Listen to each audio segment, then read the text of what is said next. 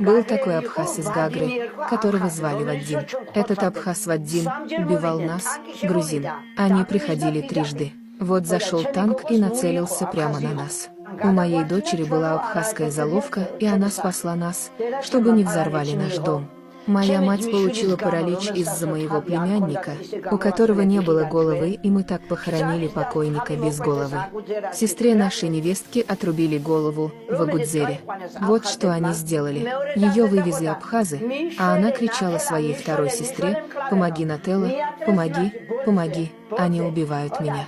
Абхазы привязали ее к столбу, как свиньи режут шею, горло, вот так и вырезали, перерезали ей горло. Из-за этого та девушка сошла с ума. Там была одна женщина, Сванка. К шее той женщины они вот так привязали цепи и за эту цепь потащили ее на буксире.